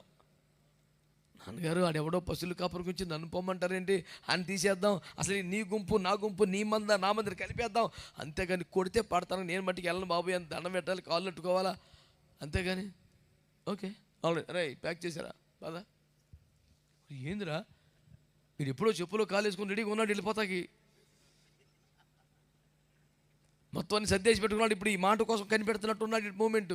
అబ్రాహం చెప్పడంతో నయోమి వెళ్ళిపోమని లేదా రూతమని, ఏలియా ఎలీషను పొమ్మని లేదా, యేసయ్య అపోస్తలులు మీరు కూడా వెళ్ళిపోంటారు బాబు అనలేదా? అంటే వీళ్ళందరూ నిజంగా వదిలించుకునే ప్లాన్తో అన్నారా? వాళ్ళు ఎంత గట్టోళ్ళు ఎంత స్థిరమో వాళ్ళ తీర్మానానికి వాళ్ళు వదిలేసి చెప్పిన మాట మీ ఇష్టం నానాన్ని. వీడికి ఆ మాత్రం అర్థం అవ్వకుండా లోతుపాటిలో చేరిపోయి అబ్రాహంకి ఎగనెస్ట్గా మాట్లాడుతున్నాడు. సైతానికా బేటా బనగా అవునే మాట్లాడు సరిగ్గా. దేవుని వాక్యం చెబుతుంది, లోతు తన కొరకు యోర్దాను ఇద్దరి ప్రాంతంలో ఏర్పాటు చేసుకున్నాడంట. అది సస్యశ్యామల, మనోడికి పచ్చగా కనపడిందండి చాలు. రాళ్ళు రప్పలు అబ్రాహం వదిలేసి పచ్చని లాగేసుకుని వెళ్ళిపోయాడు. చూద్దాం పెద్దోడు మనల్ని వదిలేసుకుని ఎట్ట బతుకుతాడో. పచ్చయి మన ఇప్పుడు ఎండిపోయిన రాళ్ళు రప్పల అని, అదే రాయి అయినా రప్ప అయినా కొండ అయినా సముద్రమైన దేవుడు అబ్రాహం తోడుగా ఉన్నాడు రా. మంచి లాగేసుకొని నువ్వు ఏదో డబ్బులు మాటలు మాట్లాడుతున్నావు, డబ్బులు మాటలు నువ్వును. ఏయ్ నీ పచ్చదనం అంటే ఎంతసేపు? యేసుప్రభు చెప్పాడు స్వయంగా, గడ్డి ఎండును పువ్వు వాడును వాక్యం నిలుచును యేసు రక్తం ఏం చేయు. మాట్లాడరే అసలు ఎప్పుడు స్తోత్రం చెప్పే ఛాన్స్ లేకుండా నాన్ స్టాప్గా మాట్లాడుతున్నాడు. ఏంది అబ్బాయి నాకు వదిలితే స్తోత్రం చెప్తాను కదా అన్నట్టు పిడికిలు బిగించి రెడీగా ఉండాలి కదా క్రైస్తవ జీవితం అంటే. ఇద్దరు ముగ్గురు అయ్యగారులు అన్నారు తప్ప, అయ్యగారు లేని మీరు కూడా సైలెంట్ అయ్యారు. ఊరుకోండే. మంచిగా దేవునికి స్తోత్రం చెల్లిద్దాం. హల్లెలూయా. లోతు నేను అన్న అబ్రాహ్మణు ఉదయం దేనికోసం వెళ్ళావు నాన్న నువ్వు అసలు? పోనీ వెళ్ళావు, ఏం సంపాదించావు? పచ్చగా ఉందనుకుంటే ప్రతి పచ్చకచ్చుకున్న చోటల్లో పాపమే ఉంది, పచ్చి పాపం. ఊరే ఎట్టనుకోలేదు అయ్యా. దూరానికి పచ్చదనమే కనపడింది, ఏడుకొచ్చాక పచ్చి పాపం కనపడుతుంది. అమ్మాపశాయగా నాన్నగారు తప్పు అయిపోయింది వచ్చేస్తానంటే అబ్రాహం కాదంటాడండి. ఎంత పెద్ద మనసున్న తండ్రి అండి బాబు. పోనీ చిక్కులో పడ్డావు, ఆడెవడో వచ్చాడు, నువ్వు నమ్ముకున్న రాజుగారిని పెళ్ళం పెట్టలు నీతో కూడా ఎత్తుకుపోయాడు. వీడి దగ్గర ఉంటే సుఖం లేదు, వీడికి కాపాడే రకం కాదు, వీడికే దిక్కాన లేదు, వేసి రక్తం ఏం చేయవు, నేను మళ్ళీ మా నాన్నగారి దగ్గరికి వెళ్ళిపోతాను అనొచ్చుగా. అబ్రాహం గారు కాపాడి తీసుకెళ్ళిపోతాను, కాళ్ళు పెట్టుకోవచ్చుగా. నాన్నగారు వచ్చేస్తాను అనొచ్చుగా. పూజకి ఎంత కరువు ఉండదు. నాన్న జాగ్రత్త నాన్న, మరి పర్లేదులే మేము మేనేజ్ చేసుకోండి, మీరు వెళ్ళండి. లోతన్నాడు, పైన దొరకడం మనిషి బొగ్గుబావి కన్నా లోతు ఎక్కడో ఉంటాడు వీడు. అసలు అందడు మనిషి నీకు నాకు ఎడ దొరుకుతాడండి. అంత దూరం పోయాడు. నెక్స్ట్ పరిస్థితి తెలుసా? దారిలో భార్య చచ్చిపోయింది, అవతలకి వెళ్ళి సాక్ష్యం చచ్చిపోయింది. అవతలకి వెళ్ళాక ఇప్పుడు దాకా అందరం సిగ్గుపడి తలకాయించుకొని పనికి మాదిరిగా మిగిలిచిపోయారు పేనానికి. పక్కలో బల్లెం, కంట్లో నలుసు, అమాలయకులు, అమ్మోని ఏంది బ్యాచ్, అమ్మోనీలు మొయ్యాబీలు ఎక్కడ తగలపడ్డారు వీళ్ళందరూ. నేను అంటున్నాను ఈ క్లాస్ అన్న చోటు పోయిందా లేదా మనోడికి? ఇప్పుడు ఒక రెఫరెన్స్ చెప్తాను చదవండి. ఆదికాండం 24. ఆదికాండం 24. లాబాను యెహోవా వలన ఆశీర్వదింపబడిన వాడా, లోపలికి రమ్ము, నీవు బయట నిలువనేలా ఇల్లును ఒంటెలను స్థలమును నేను సిద్ధము చేయించి తినను. ఎవరితో మాట్లాడుతున్నారు మహానుభావా? లాబాను ఎలియాజరుతో మాట్లాడుతున్నాడు. ఏమని? యెహోవా వలన ఆశీర్వదింపబడిన వాడా లోనికి రమ్ము. చెబుతాను. లాబాను గారు ఎవరిని పిలిచారండి ఈ మాట అనండి. ఇంతకీ ఎలియాజర్ గారు ఎవరైనా ఉన్నారు? పెద్ద పాలేరు. అబ్రాహం గారి యొక్క అబ్రహాము గారే వస్తే ఏ గౌరవం, ఏ సంబోధన, ఏ మర్యాద ఉంటుందో అది మొత్తం ఎవరికి ఇచ్చాడు? పాలేరికి ఇచ్చేస్తున్నాడు. దేవుడు యెహోవా మా యజమానిని బహు ఆశీర్వదించి, యెహోవా మా యజమానిని కటాక్షించి, యెహోవా మా యజమానిని అని ఈ అబ్బాయి అన్నాడు. ఆయన అన్నాడు, ఇవన్నీ కాదులే కానయ్యా, మీరు యెహోవాను ఆశీర్వదించబడ్డవారు, లోపలికి రండి. నేను కాదండి మా అయ్యగారు అన్నాడు. ఈయన మీరు కూడా అంతే రేంజ్. అమ్మో కాదండి బాబు, అయ్యగారు నన్ను పంపిస్తే వచ్చానండి బాబు, మా బాబు గారికి సంబంధం చూడమన్నారండి, నేను పాలేనండి. ఎవరుకోండి. నేనేమన్నానంటే కుదురుగా ఏడితే ఈ గౌరవం ఎవరికి దక్కాలి? లోతుకు దక్కాలి. అవునా కదా? ఆలోచించండి. ఆడే కుదురుకుంటే తిరగకుంటే ఎలియాజర్ని పంపుతాడు ఈ పనికి. రే నానా కొంచెం తమ్ముడికి చూడు, కొంచెం వెళ్ళు, పలానా దగ్గరికి వెళ్ళు అంటే అబ్రహాము తరపున ఇస్సాకు కొరకు ఎవరు వెళ్ళాలి? అసలు పచ్చగా కనపడితే పారిపోయాడు.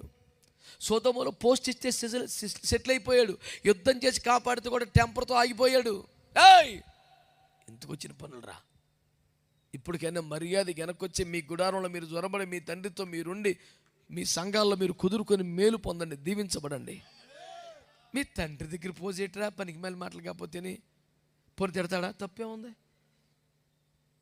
సొదొమ రాజుగారితో పాటు కతర్లేమో రాజులు ఎత్తుకుపోయింది దానికంటే అవమానం కాదుగా. అటు భార్య బిడ్డలు ఎత్తుకుపోయాడు. అప్పుడు మాత్రం అక్కడ బాగానే ఉన్నాం కంఫర్టబుల్గా. దేవుడు ఎంత చేతనం మరి శ్రమను అనుమతించాడు, అది ప్రభు చిత్తమని తలంచుతున్నాము. కానీ అబ్రహం గారు తెలిపోతే మాత్రం తండ్రి చిత్తం కదా. ఎందుకు వచ్చిన టెంపర్ రా? తండ్రి దగ్గర టెంపర్ ఏంటి? ఎలవా ఎవడు సంగారు కాదు మర్యాదకి వెళ్ళిపోండి. స్తోత్రం చెప్పండి గట్టిగా, చెప్పండి గట్టిగా. మరి చాలా సంవత్సరాలు మేము అక్కడే ఉన్నాం కానీ మరి ఒక మాట మీద మాట వచ్చి కనిపించినోడు ఒక మాట అనకూడదు. ఇట్రా పనికి మేలు పని నువ్వును పనికి మేలు మాటలు మాట్లాడతావు. యేసుప్రభు అన్నాడంట, ఆ పండు తింటా చచ్చిపోతావు అన్నాడంట. అది చేదుగా ఉందంట. మీరు చావనే చావర తీయగా ఉందంట. ఆ మాటలు అట్టగా ఉంటారా? చంపేసే మాటలు, ఈ దుర్మార్గ మాటలు, సైతాను మాటలు. మీరు చావనే చావరు, మీరు దేవతల వలె మారిపోతారంటే ఆహా, ఇంతటి అమృత స్వరము దేవుని వద్దలేదే. సర్పమే తీయగా మాట్లాడుచుండెను, తండ్రి ఏ కఠినాత్ముడే ఖండించుచుండెను. తండ్రి అలాగే ఉంటాడు, సర్పం ఎలాగా ఉంటుంది. ఎటుబడిపోతున్నావు అర్థం చేసుకో. పడగ నీడలో పడుకుంటావా అమాయకుడా? అదొక నీడ. ఎంత డేంజర్ ఇది. నేను సరిగ్గా పాడలేను కానీ ఒక మంచి పాట ఉండేది, కల వంటిది నీ జీవితం అనే పాటలో, ఉన్నావు పాపపు పడగ నీడలో నీ ఎంతము ఘోరమరణం అది నిచ్చెన రకం.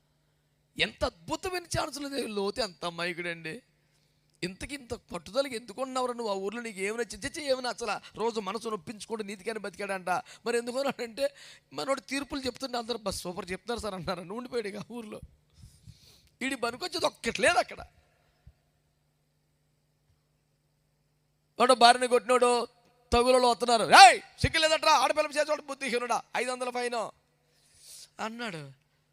అయ్యో అన్న అసలు అబ్బా ఎంత అద్భుతంగా మాట్లాడండి సార్. ఇలా ఎవరు చెప్పలేదు సార్. మరి ఏంటనుకున్నావు? లోతు ఇక్కడ అన్నాడు, సెటిల్ అయిపోయాడు అక్కడ. కొడుకు లోతు ఎవరండి? కొడుకు కదండి, వరుస కొడుకు కదా. కొడుకు అన్నీ తానై పెంచి పెద్ద చేసిన కొడుకు సొదొమలో తగలబడి చేస్తుంటే దమస్కు వాడై ఐగుప్తు నుండి సంతలో సరుకులాగా ఇచ్చివేయబడిన ఒక పాలేరు కొడుకు స్థానానికి వచ్చి నిలబడి అన్నీ చేస్తున్నాడు. చెప్పొచ్చుగా స్తోత్రం అని. ఇస్సాకు గారికి దక్కాల్సిన గౌరవాలన్నీ, లోతుకు దక్కాల్సిన గౌరవాలన్నీ ఎలియాజరుకి దక్కుతున్నాయి. నేను చెప్పేది అదే. కొంతమంది కొడుకులు అయ్యుండి, కొంతమంది సొంత బిడ్డలు అయ్యుండి పనికిమాల నిర్ణయాలు తీసుకొని లేనిపోని పంతాలకు వెళ్ళి శాపగ్రస్తమైన బతుకుతున్నారు. కొంతమంది ఐగుప్తు వాళ్ళు అయ్యుండి, కొంతమంది దమస్కు వారు అయ్యుండి, కొంతమంది పాలేరులు అయ్యుండి కూడా సొంత కొడుకు కన్నా ఎక్కువగా తండ్రి గారికి రావాల్సినంత గౌరవాన్ని పొందుకొని సమాజంలో ఉన్నత స్థానంలో ఉంటున్నారా? నేను చెప్పేది అదే. ఫస్ట్ నుంచి కొంతమంది అన్యాయంగా ఉత్తినే వ్యర్థంగా ఉత్తిపునరు నాశనం అయిపోతున్నారా? కొన్ని స్ట్రగుల్స్ అయ్యి మొత్తానికి ఓడిపోయిన వాళ్ళు కాదు. చివరి బంతి దాకా పోట్లాడి ఒక పరుగు తేడా ఓడిపోయిన వాళ్ళు కాదు. 100 టార్గెట్ పెడితే 10కే 10 వికెట్లు బలిపోయిన సన్నాసి మ్యాచ్ ఆడాడు ఒక్కొక్కడు. అసలు పోరాటమే చూపలేదు. చిచ్చి అవుతాడు. టెన్నిస్ బంతి ఎత్తంతో కూడా కొట్టలేకపోతున్నాడు వీడు. చిచ్చి చిచ్చి చిచ్చి చిచ్చి చిచ్చి అంటే నీ స్థాయికి అదొక పోరాటమే కాదన్నమాట. నువ్వు విన్న ఉపదేశానికి, పెరిగిన పెంపకానికి, నడిపిన ప్రార్థన అనుభవానికి, అనుసరించిన పరిశుద్ధ లఘుజాడలకి నీకు ఇది లెక్క కాదా? నిలబడిపోవాలి నువ్వు అసలు ఈ పాటికి. అదొక పోరాటమా? దానికి లొంగిపోవటమా? నువ్వు సిగ్గనిపించొద్దు.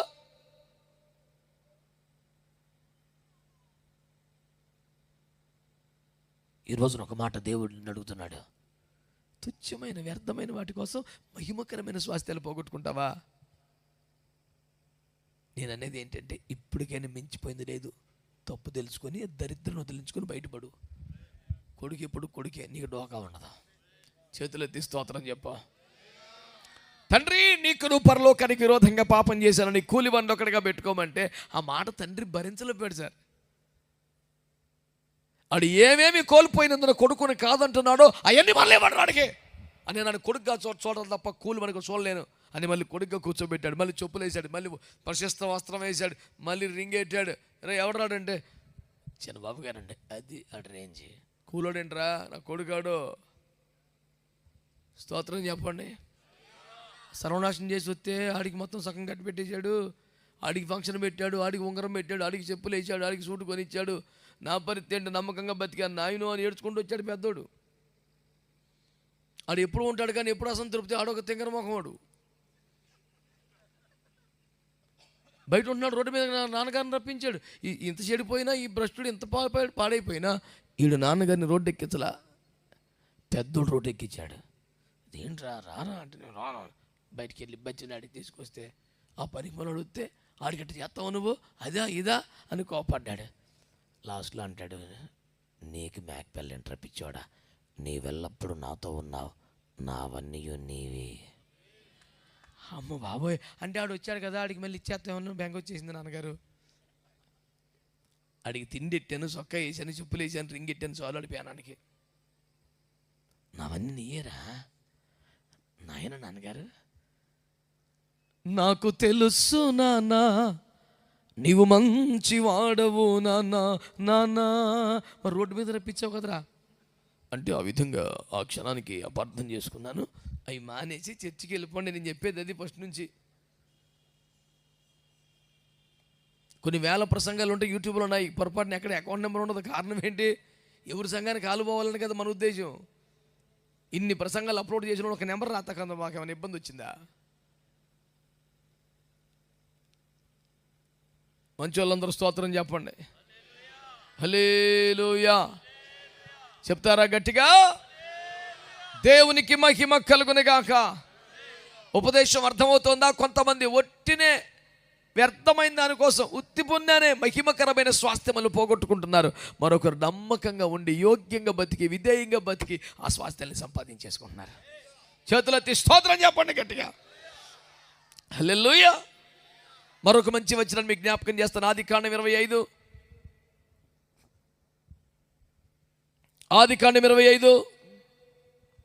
31.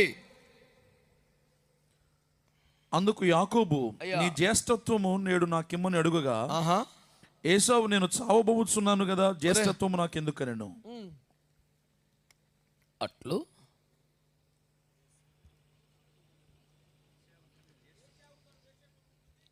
దేవుని స్తోత్రం. ఆయన కొంచెం బలపరచండి బాబా.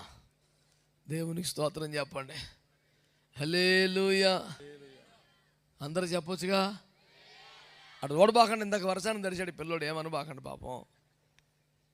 ఏర్పాట్లన్నీ పనులు ఇక్కడ ఉండి స్టేజీ కాడ స్థానిక సంఘస్థులతో పాటు కన్వీనర్ బక్సికి పోయి ఉన్నాడని చెప్పి మా వాడు కొంచెం వాళ్ళని బలపరిచాడు. స్తోత్రం చెప్పండి. హల్లెలూయా. నేను ఎప్పటికప్పుడు ఆయనకే ఫోన్ చేస్తాను, హోటల్కి నాన్న ఎంతకాడికి వచ్చింది నా పరిస్థితి ఏంటి, తండ్రి ఎంతవరకు వచ్చింది, ఓకే నేను బయలుదేరిపోతాను వచ్చేస్తా. నేను వచ్చేస్తున్న సమాచారం అందుకున్నాడు కన్వీనర్, అన్న అయ్యా నువ్వు అప్పుడెప్పుడే రాబాగు, దేవుని స్తోత్రం అంటే నువ్వు అర్జెంట్ ఫోన్ పెట్టి నువ్వు వచ్చేస్తున్నానని చెప్పాను. అంటే కొంచెం టైం బట్టేలా ఉందయ్యా పట్ని. ప్రసంగం ముందు దాకా పడుకొని మంచం మీద పొరులు ఆ టయానికి వచ్చి 4 పలుకులు పలికిపోయే బాబత సురక్తమే ఇచ్చేయం. నా బిడ్డలతో పాటు నేను అతన పదానంతే. ఇక ఏం మాటలు అర్థం కాల. మా అయ్యగారులంతా కూడా అప్పుడే అండరాడు అనుకొని మెల్లిగి వచ్చారు. దేవునికి స్తోత్రం. వాళ్ళందరూ చెప్పండి ముందు అల్లే ఆ పేజీలు ఆడానా, ఆ పేజీలు ఆడ మరమేంటి, ఏంటి అంత అప్పుడే వచ్చావు నువ్వు.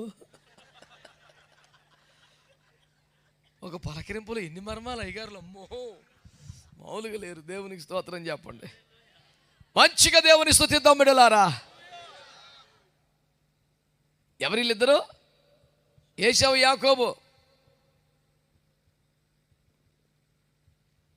ఇది మంచి కలగూర వండుకున్నాడంట, చుక్కుడుకాయలు ఎక్కువ ఉన్నాయంట, మంచి ఎర్రగా టమాటా వేసాడు. మరి కారం గుంటూరు దగ్గర దొరికింది, ఎట్ట దొరికిందో కానీ ఎర్రగా కూర ఉందని బైబిల్లో ఉంది. దేవునికి స్తోత్రం. వండుకుని రెడీగా ఉన్నాడు. అడవిలోకి వెళ్ళాడు. మనోడికి ఈ ఆకు వలం వచ్చి మనమంతా వేటాడాడు. దరిద్రానికి ఆ రోజున మనోడికి ఏ జంతువు పడలా. వెనకొచ్చాడు, చాలా బాధలో, తలనొప్పి వచ్చేస్తుంది, అడిగి చిరాకు వచ్చేస్తుంది, మెంటలు వచ్చేస్తుంది. ఏమి రాని కష్టము, కూర దొరకలేదు. కూర లేదని ఆడు ఎడుతుంది. వీడు వండుకున్న కూర తినకుండా గిన్నెలో పట్టుకొని చూస్తున్నాడు. వీడు ఎవరు? చిన్నోడు. మన గాజు పాత్రలు ఆ రోజునే ఉన్నాయో, ట్రాన్స్ప్లాంట్ మ్యాటర్ ఎట్ట దొరికిందో మనోడికి. ఈ గిన్నె అవతల కానీ తలతలలాడిపోతుందంట. ఇప్పుడు వచ్చాడు, తమ్ముడు నీ ఎర్రని కూరలేదు నాకు కొంచెం పెడతావా? అదేంటన్యా, నీకు పెట్టకపోతే ఎవరికి పెడతాను, కాకపోతే యావదాస్తే నా పేరుని రాసి అన్నాడు.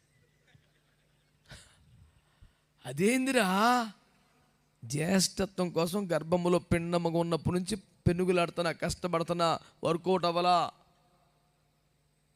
వండుకోవడం కూడా తినబుద్ధి అవ్వట్లేదు నాకు, జ్యేష్ఠత్వం మీద ఆశపోయారా? మహా ఇది ఏమనాలి, నేను కష్టపడి వండుకున్నాను అన్యా, నీకు పెడితే ఎలాగా, మరి తిన్నాక నాకు వండి పెడతావా అనాలి.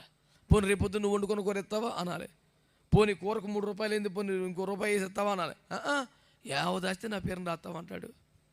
అప్పుడు ఏమనాలి పెద్దోడు, చెయ్యి దుష్టుడా, కడుపును పుట్టిన సొంత సహోదరులను తోబుట్టులు నీకన్నా పెద్దవని అనవని నోరు తెరిచింత కూర అడిగితే యావదాస్తే రహస్యం అనదవా? దుష్ట దుర్మార్గ నిత్య నికృష్ట పాపిష్ట మనసును నేను తీవ్రంగా ఖండిస్తున్నాను. నేను ఎట్టి పరిస్థితుల్లో కూర లేకపోతే నువ్వే తినో, నాకు అక్కర్లేదు అనాలిగా.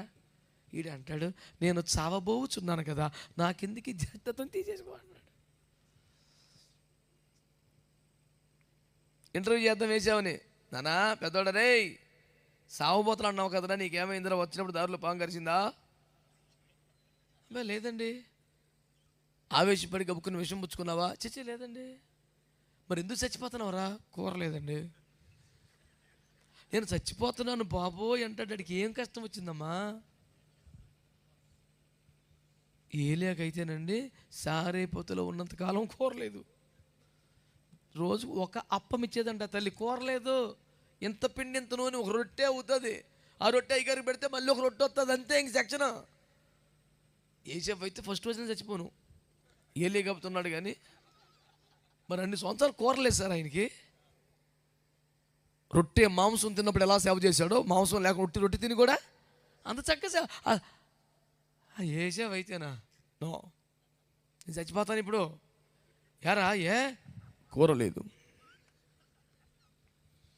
పాటలు, ప్రార్థన, సౌండ్, ఆర్కెస్ట్రా, ఉపదేశం, అభిషేకం అన్నీ అత్యద్భుతంగా మహిమకరంగా ఉన్న కోటమయ్యాక పెట్టే ప్రేమ విందులో శాఖారం ఉంటే వీడు ఊరంతా పనికి మళ్ళీ మీటింగులు పెట్టాడులే, పెద్ద మీటింగ్ పెట్టాడు. వంక కూర పెడతాడు మీటింగ్ పెట్టి. చిచ్చే, ఇలాంటి భాషను ఎక్కడ చూడలేదు నేను. వీడికి ఎందుకు అంత కోపం వచ్చింది? ఏశావు సొంత తమ్ముడు. నిమ్రోదు ఆత్మ ఇళ్ళలో జరబడ్డట్టు, ఏలియా ఆత్మ యోహానికి వచ్చినట్టు ఏశావు ఆత్మీడికి వచ్చింది. చిచ్చే, నేను అట్టు ఉండను అనే వాళ్ళు స్తోత్రం చెప్పండి. సగానికి సగం లేవు, ఆలోచించుకో. చెప్పరే, నీకు ఎందుకురా అంటే కూరలేదు. చిచ్చి నీకు ఎందుకండి జీవితం, తీసేసుకో నువ్వు, ఎంత కూర పెట్టి చాలు నాకు. నీళ్లు పోసుకొని ఉప్పేసుకొని తినేసిన భక్తులు బొలిమంది ఉన్నారు సార్. పచ్చడితో సంవత్సరం బతికా నేను ఏసు రక్తం ఏం చేయం. కూర ముఖ్యమా అండి? దానికోసం దేవుని కృపను పోగొట్టుకుంటామా? తిండి కోసం ఏమన్నాడు తెలుసా ఏశావుని? 12:16 హెబ్రీ, ఒక్క పూట కూటికి వస్తాను జ్యేష్ఠత్వాన్ని. అయ్యి బాబాయ్, అలాంటి పదాలు. భ్రష్టుడు, వ్యభిచారి. నిజానికి అలాంటి పాపాలు ఎప్పుడు చేయలా. తిండికి కకృతిపడి దేవుని కంటే ఇంకొక దాన్ని ఎక్కువగా ప్రేమించినందుకు వ్యభిచార ముద్ర ఇచ్చాడు దేవుడు. ఇది ఒక బతుక అని మాట్లాడాడు. ఈరోజు అంటున్నాను, వింటున్నారా? పచ్చగా కనబడుతున్న వాటి కోసం, లోక సుఖాల కోసం, సరదాల కోసం తండ్రితో అనుబంధాన్ని, సహవాసాన్ని కోల్పోయి వ్యర్థుడిగా మిగిలిపోయాడు లోతు. తిండి కోసం, తుచ్చమైన వాటి కోసం, ఒక్క పూట వాటి కోసం, క్షణిక సుఖాల కోసం, డబ్బులతో కొనుక్కోలేని మహిమకరమైన దేవుని ఏర్పాటును బట్టి అనుగ్రహించబడి జ్యేష్ఠత్వం వదులుకున్నాడు ఒకడు. గమనిస్తున్నారా? ఒకడు వండుకున్న కూర కూడా తినబుద్దిగా అన్నట్టుగా కనిపెట్టి గర్భములో పిండముగా ఉన్నప్పటి నుంచి పెరుగులాడతా ఛాన్స్ రాగానే జ్యేష్ఠత్వాన్ని సంపాదించేసుకున్నాడు. ఆమేన్. కడుపు కట్టుకొని వండుకున్న తినకుండా కసిగా పోరాడి మొత్తానికి సాధించాడు ఒకడో, తిండి కోసం వదిలేసుకొని నష్టపోయాడు ఒకడో. ఈరోజు నా బోధ మీకు అర్థమవుతుందా? వట్టిగానే పిచ్చి పిచ్చి వాటి కోసం, వ్యర్థమైన వాటి కోసం మహిమకరమైన స్వాస్థ్యములు పోగొట్టుకుంటున్నారు. కొంతమంది వండుకున్నది కూడా తినకుండా ప్రార్థనలో పెరుగులాడుతూ పోరాడుతూ శ్రేష్టమైన ఆధిక్యతలను సంపాదించుకుంటున్నారా? చేతులెత్తి దేవునికి స్తోత్రం చెప్పండి. చెప్పారా గట్టిగా అందరూ? హల్లెలూయా. ఇక ముగిస్తాను బిడ్డలారా. 1-2 సందర్భాలు మీకు జ్ఞాపకం చేసి 5 నిమిషాల్లో మనం ముగించే ప్రయత్నం చేద్దాం. సమూయేలు మొదటి గ్రంథం 13వ అధ్యాయం. సమూయేలు మొదటి గ్రంథం 13వ అధ్యాయం 13-14 వచనాలు. సమూయేలు ఇట్లనెను, నీ దేవుడైన యెహోవా నీకు ఇచ్చిన ఆజ్ఞను గైకొనక నీవు అవివేకపు పని చేసితివి. నీ రాజ్యమును ఇశ్రాయేలు మీద సదాకాలము స్థిరపరచుటకు యెహోవా తలచి ఉండెను. అయితే నీ రాజ్యము నిలువదు. యెహోవా తన చిత్తానుసారమైన మనస్సు గల యొక్కని కనుగొని ఉన్నాడు. నీకు ఆజ్ఞాపించిన దాన్ని నీవు గైకొనకపోతివి గనుక. చేతులెత్తి స్తోత్రం చెబుతారా? సౌలా సౌలా, ఎంత అవివేక పని చేసావు నానా. ఏదో మీ తాతగారిని బట్టి ఏడిచాడు కాబట్టి, బెన్యామిని కాబట్టి ఒక ఛాన్స్ ఇద్దాం అనుకోలేదురా నేను. నీ సింహాసనము సదాకాలం ఉంచాలనుకున్నాను నాన్న. ఏదో ఒక టర్మాడికి ఇద్దాంలే అనుకోలేదురా నేను. సదాకాలము నిన్ను రాజుగా నియమించాలని యెహోవా ఉద్దేశించాడు. కానీ నువ్వు అవివేకంగా ప్రవర్తించావు, అడ్డగోలుకు ప్రవర్తించావు. నీకంటే యోగ్యుడిని వానికి ఈ సింహాసనం ఇచ్చేస్తాను అన్నాడు. ప్రియులారా, మీరు అర్థం చేసుకున్నారు దేవుని మాటని? వ్యభిచారము చేసినందుకు, మద్యపానము చేసినందుకు, నరహత్య చేసినందుకు కాదు ఇక్కడ. సమూయేలు రావాలి, సమూయేలు బలి అర్పణ చేయాలి. మేము కూడా అభిషేకించబడ్డాం, మేము మాత్రం చేయలేమా ఏంటి అని మనోడు ఏముంది బలి అర్పణ అంటే బలి పెడితే గొరిపిల్లు పెడితే తలకాయ నరికేత్తమే కదా అనుకున్నాడు. నరుక్కున్నది ఆయన తలకాయ, నీ సింహాసనం పోయిందని తెలియలే మనోడికి. కొంతమందికి అభిషేకములు వ్యత్యాసం, అభిషక్తులు పరిశుద్ధులుగా ఇలాంటి నచ్చవండి. అదేం లేదు బ్రదర్, మనమంతా ఒకటే బ్రదర్. ఎట్ట ఇద్దిరా ఒకటే. బైబిల్ చదవా నువ్వు? చదవ అసలు బైబిలు. యేసు ప్రభు 12 మందితో కూర్చొని భోజనం చేశాడండి, తన వద్దే పెట్టుకున్నాడండి, వాళ్ళతోనే ఉన్నాడండి. అదే ఆయన ప్రేమ, అదే ఆయన తగ్గింపండి. నాతో పాటే వాళ్ళు మనందరం ఒకటే అనే ఫీలింగ్ ఆయనకుంటే కరెక్ట్. 12 మందికి ఉండకూడదు. ఇప్పుడు మాట్లాడే బాధపడలేదంటారు నా పాయింట్. ఆయనకుంటే గొప్పది, మనకు ఉండకూడదు. మనం ఎంత, మనం బతికేంత ఆయన దగ్గర ఆ ఫీలింగ్ ఏడుకోండి. నువ్వు ఎందుకు ఎలాగ ఉన్నావు? నేను కూడా నీకు ఇచ్చిన అభిషేకం రాజుగా ఉండమని అభిషేకించారా నిన్ను? నీది పట్టాభిషేకం అంటారు, అది యాజకునిగా దైవజనుడుగా అభిషేకం. అది తేడా లేదట్రా. అసలు ఈ అభిషేకానికి దీనికి ఏ అభిషేకం ఏంటో కూడా తెలియదు. అప్పుడు నువ్వు మైకెట్టేసుకుందావు, మా పేనానికి ఇదిగా తిప్పలు. అసలు ఆయన కొందరు అపోస్తలులు గాను, కొందరు సువార్థికులు గాను, కొందరు కాపురులు గాను, కొందరు ప్రభుత్వములు చేయవారు, కొందరు ఉపకారములు చేయవారు. లిస్టులో ఒకటే ఉంది కదా. కాబట్టి అపోస్తలుడు, ఉపకారం చేసేవాడు ఒకటేనా? సార్ సేమ్ అదే ఆత్మ సార్. అదే ఆత్మ నీకు లేదు, వచ్చిన బాధ అది. ఈడెవడో రెవరెండ్ డాక్టర్ కోరహు, వీడు ఇశ్రాయేలు సర్వ సమాజంలో ప్రతివాడు పరిశుద్ధుడే, నిన్నెందుకు హెచ్చించుకున్నావు? ప్రతివాడు పరిశుద్ధుడే కరెక్టే, కానీ నిన్ను పరిశుద్ధపరిచిన వాడు మోసే కదా. నిర్గమ 19, మోషే నీవు త్వరగా ఇశ్రాయేలును పరిశుద్ధపరచు, నిన్ను నువ్వు పరిశుద్ధపరచుకో. నేను పరిశుద్ధులని ఫీలింగ్ ఇడికి ఎందుకు వచ్చింది? మోసే పరిశుద్ధపరచబట్టి కదా, శుద్ధీకరించబట్టి కదా. మేము కూడా సముద్రం దాటావు కాదు, దాటించాడురా నిన్ను. మేము కూడా మన్నా తిన్నావు, తెచ్చిపెట్టాడు తేరగా. ఇప్పుడు మన్నా తిన్నవాడు, మన్నా తెచ్చినోడు ఒకటే ఎట్ట సమానం అవుతారు సార్? ఇదేంది అసలు చిత్రం? నాకు అర్థమవుదు. వాక్యం తెలియని సన్నాసి రకం బోధకుడు ఒకడో. మనమంతా ఒకటే బ్రదర్, క్రీస్తు శరీరంలో మనందరం ఒకటే. కానీ గుండెకాయ ఊపిరితిత్తు కాదు, ఊపిరితిత్తే కిడ్నీ కాదు. 2 కిడ్నీలు పోతే ఎడుతావేంట్రా? ఊపిరితిత్తు ఉంది కదా, ఆయన ఏం చేయాలన్నీ? ఈడు ఉత్తిత్తోడు ఊపిరితిత్తుకి కిడ్నీకి తేడా. అన్ని అవయవాలమేరా, వేరు వేరు పనులు ఉంటాయిరా, నువ్వు అటు పిచ్చి పిచ్చి మాట్లాడబాకరా. వందనాలండి. హల్లెలూయా.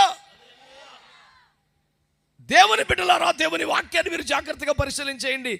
దేనికోసం వదిలేసుకుంటున్నావు నన్ను ఇంత మహిమకరమైన స్వాస్థ్యాన్ని? వ్యర్థమైన వాటి కోసం, తుచ్చమైన వాటి కోసం. అక్కడ ఒక వాక్యం ఉంటుంది తెలుసా? సమూయేలు బలి అర్పణ చేయనంతలో, క్షమించండి, సౌలు బలి అర్పణ చేయనంతలో సమయంలో జస్ట్ నరికాడంటే సమయంలో వచ్చాడు. ఒక క్షణం ఇంతకిరా కంగారు. పెద్ద ఉన్నాడుగా, వస్తాడుగా, చేస్తాడుగా, ఏం అక్కర్లేదు, అందరం సమానమే, ఏ చేయి, మనకు బ్యాచ్ ఉంటుంది వెనకాల ఒకడికి. ఆడు రాజ్యం పోయిన తర్వాత, సింహాసనం పోయిన తర్వాత ఊడు నీకు చాయి పోయాడు. ఉపదేశాన్ని ప్రకారం బ్రతకండి అంతే. నేను కూడా అభిషేకించాము, మరి నువ్వు కూడా నూతన నిబంధన కాలపు సేవకుడు, ఇక నీ పని నువ్వు చేసుకో, నీ తిప్పలు నువ్వు పడు అంట్లా పౌలు గారు. రేయ్ తిమోతి, నాతో కలిసి శ్రమపడు. నువ్వు కూడా మరి ఇండిపెండెంట్ పాజిటివ్. ఇప్పుడు నిన్ను అభిషేకించావు, ఆర్డినేషన్ అయిపోయింది, నువ్వు చెలరైపో. నీకు 3 సంఘాలు ఇచ్చా, చేసుకో, కానీ నాతో కలిసి తిప్పలవాడు, ఇష్టానుసారంగా చెలరైపోకన్నాడు. ఒక్కరు కూడా ఆమె అన్నారు చూడు. ఇట్టంటే నచ్చో, ఏం పర్లేదు, మీరు స్వేచ్ఛా జీవులు విహరించులని చెప్పనా? అబద్ధాలు చెప్పి బతకలేను సార్, నిజం చెప్పి సావనాన్ని చస్తాను, కానీ మంచి వాళ్ళందరూ దేవునికి స్తోత్రం చెప్పండి. సౌలు అవివేక, దేవుడు అక్కడ వాడిన నీకంటే శ్రేష్ఠుడైన ఒకడికి ఇచ్చేస్తున్నాను. ఎవడు శ్రేష్ఠుడు? గొర్రెలు కాసుకునేవాడా? కన్న తండ్రి చేత ఈడు నా కొడుకే అనిపించుకోలేనాడా? అన్నయ్యల చేత దెబ్బలు తిన్నవాడా? రాజు చేత నాన్న నీకు చిన్నపిల్లడు, నీకు తెలియదురా అని పక్కన పెట్టబడ్డవాడా? నీకంటే యోగ్యుడు, నీకంటే ఏం చేసి కేవలం నమ్మకంగా బ్రతికి, కేవలం ఆరాధన చేసి, కేవలం బాధ్యతగా బతికి ఎంత స్థానం కొట్టేశాడు సార్. ఎవడైనా గొర్రెలు కాపర్లు గొర్రెలు కాసుకుంటూ ఉంటే సింహంతో ఏం చేస్తాడు? అర్జెంటుగా చెట్టుకి దానికి కనపడకుండా ఉంటాడు, జాగ్రత్త వెళ్ళిపోయిందాక. అంతకన్నా ఎవడుతారు చేస్తాడు? ఒక్క గొర్రె పిల్ల కోసం సింహం నోట్లో చేయబెట్టి ప్రాణం లైఫ్ రిస్క్ చేసిన ఒకరిని పట్టుకుని దేవుడు అంటాడు, అది నీకంటే యోగ్యుడురా. ఒక గొర్రె కోసం అంత రిస్క్ చేస్తున్నాడు. రాజ్యం నీ చేతిలో పెడితే తింగరతనంగా చేస్తున్నాడు. నువ్వు ఎవడు రాని అసలు పాదలు అన్నాడు అంతే. దానికి మంచి వాళ్ళందరూ స్తోత్రం చెప్పండి. ఒక గొర్రె చేతిలో పెడితే లైఫ్ రిస్క్ చేసి కాపాడుతున్నాడు. నిన్ను నమ్మి రాజ్యం నీ చేతిలో పెడితే నువ్వు చేసిన నిర్వాహకం ఏంట్రా? ఒక 3 రోజులు టైం ఇచ్చాడంట దేవుడికి, ఈ వస్తాదు. దేవుడు మాట్లాడలేదంట, డబ్బులు తీసుకెళ్ళి కర్ర పిచ్చేది దగ్గర డబ్బులు ఇచ్చి మాట్లాడంటున్నాడు. అంటే దేవుడు మాట్లాడకపోతే వెంటనే ఇంకో ఆప్షన్ ఉంది నీకు. సేవ కుదరకపోతే వెంటనే ఇంకొక ఆప్షన్ ఉందా? మాట్లాడవే యేసుప్రభు కాదని ఇంకొక ఆప్షన్ ఉందా నీకు? స్టాండర్డ్స్ లేవు సార్, ఉట్టిగా మాటలతో బతికేస్తున్నారు బ్యాచ్. వీడేం చేస్తాడంటే ఫలానోడు తెలుసా, వాడికి క్రమం లేదు, వాడికి భయం లేదు, వాడికి ప్రేమ లేదు, వాడికి స్థిరం లేదు. వీడికి ఏముందో చెప్తాకి, వీడికి ఉంటేగా, వీడికి ఏదైనా ఉంటేగా చెప్తాకి. వాడికి అది లేదు, వీడికి ఇది లేదు, వీడికి ప్రేమ లేదు, వీడికి భక్తి లేదు, వీడికి తీరం లేదు, వాడికి అది లేదు అని వీడి ప్రసంగం చేస్తే అందరిని విమర్శించుకొని అప్పుడు ఈనోడు ఏమంటాడు, అయితే ఇవన్నీ వీడికి ఉండే ఉంటాయి, లేత అంత కట్టి కట్టి చెప్తాడు అనుకుంటారని చెప్తాడు వీడు. నిజంగా ఇవన్నీ ఉన్నోడైతే అవన్నీ కనపడవా నీకు? ఆడికి ఇది ఇన్ని చెప్పాలి సంవత్సరం ఏముందిరా? ₹1,00,00,000 ఫిలాసఫీ చెప్పనా? చెప్పుకోవటానికి మన దగ్గర మంచి ఏమి లేకపోతే అందరూ చెడు చెప్పుకొని బతకటమే. మళ్ళీ చెప్పనా? చెప్పుకోవటానికి మన దగ్గర మంచి ఏమి లేకపోతే అందరూ చెడు చెప్పుకొని బతకటమే. అదొక బతుకట్రా? సాతాను అనుచరుడా, ఎప్పుడుకరా మారుతావు? చెప్పరే. ఈ చెత్త కోసం, దరిద్రం కోసం, పనికిమాలిన మాటల కోసం మహిమకరమైన స్వాస్థ్యాన్ని పోగొట్టుకోక అమాయకంగా ఉన్నావు నువ్వు. దేవునికి స్తోత్రం కలుగునగాక. ఆ పనికిమాలిన ఎడ్ల కోసం, ఆ రెంకిల కోసం నువ్వు ఇంత కిరీటం పోగొట్టుకుంటావా? ఆ దరిద్రం అయినా అవతల పడేసి ఏదో నీ ఊర్లో ఒక ఎద్దు లేదా, ఒక కోడి దూడ లేదా, ఒక గొర్రెపిల్ల లేదా, ఇంతకన్నా దరిద్రం. పనికిమాలిన అమాలేకి 2 ఆవులు కట్టేసుకున్నాడు, మొత్తం నాశనం అయిపోయింది కోటం. ఆడెవడో కవర్ ఎత్తానంటాడు, ఆడెవడో సందన్నాడు, పోతాడు, మొత్తం పోతుంది. ఆ రెంకిలు ఎందుకురా అన్నాడు. ఎవరో సమూయేలు. బైబిల్ మర్చిపోయారా? ఏమండే రా, చెప్పినట్టు చేసావు నాన్న అంటే, యెహోవా నాకు ఆజ్ఞాపించిన సమస్తమును చేసి తిని, అట్లయితే నాకు వినపడుచుంటారు. రంకిలు ఎక్కడే అంటే, వినపడుతున్నాయా? మేనేజ్ చేశానుగా జాగ్రత్తగా. ఫోటోలు వచ్చేసింది ఆల్రెడీ, మొత్తం ఉంది. స్తోత్రం. ఇక చాలు, నా మాటిని ఇప్పటికైనా ఆ బ్యాచ్ని వదిలేసుకుని కుదురుగా ఉండు. నువ్వేమైనా దీవించబడతావు, 10 మందికి దీవెనకరంగా ఉంటావు. దేవునికి స్తోత్రం, మీకు వందనాలు. మాట్లాడరేంటి? సౌలు తింగర పనులు చేసి పోగొట్టుకున్నాడు. దావీదు కుదురుగా ఉండి నమ్మకం ఉండి ఆ స్థానాన్ని సంపాదించుకున్నాడు. ఇక టైం లేదు. రాజాజ్ఞను ధిక్కరించి వస్తే స్థానం కోల్పోయింది. హేగే నడిపింపుకు అప్పగించుకుని ఇస్తే కొట్టేసిన ఛాన్స్. ప్రశాంతంగా వింటున్నారు కదండి. అర్ధరాత్రి దాకా లాక్కూడదు బండి అనే కంగారుతో ఇక చదవనివ్వకుండా 2 మొక్కలు తేల్చేస్తున్నాను బిడ్డలారా. వస్తే తాగుబోతూ, తిరుగుబోతూ, వ్యభిచారి, ఏమీ లేవండి. మంచి గౌరవనీయమైన మంచి మహారాణి. 180 దినములుగా రాజ్య వైభోగములను చూశారు. మా మహారాణిని కూడా పరిచయం చేద్దాం అనుకున్నాడు పాపం రాజుగారు. రాణిని ప్రవేశపెట్టిన చచ్చి నేను రానా, ఎవరు పడతాను, మొత్తం పడతాను, ఎట్టగా పడుతున్నాను నేను. ఆ రాణి ఇక్కడ ఉంది, తీసే పోస్ట్ అన్నాడు. అయిపోయింది కోట. అవుట్ హౌస్లో పెట్టాడు. రాణి అంటే వదిలేస్తారా భూమి మీదకే? తిరగమని నీ ఇష్టం, మీ ఇంటికి వెళ్ళిపోమని. బయట రాకూడదు కదా, మార్కెట్లో కనపడకూడదు కదా, కూరగాయలు కొనుక్కుంటా కనపడకూడదుగా. హౌస్ అరెస్ట్, కావలసిన సమస్తం ఇస్తారు కానీ బయట రాకూడదు. ఒక అనాథ బిడ్డ, తల్లిదండ్రులు లేని బిడ్డ మహారాణి అయిపోయింది. నీకు ఏం కావాలి బిడ్డ అని అడిగితే ఇస్తారేమంటది, హేగే నిర్ణయించిన తప్ప నాకేమొద్దయ్యా. దొరికిన ఛాన్స్ అని వడ్డానమని నా సైజు ఉన్న పిల్లలు కూడా కోరుకుంటుంటే, కిరీటాలు పెట్టుకుంటుంటే, కాస్ట్లీ బట్టలు వేసుకుంటుంటే ఇస్తారమ్మా. హేగే ఆయన ఇష్టమయ్యా. మూర్తికే పెంపకం ఎంత నమ్మకం ఉంది బిడ్డ, మహారాణి అయిపోయింది.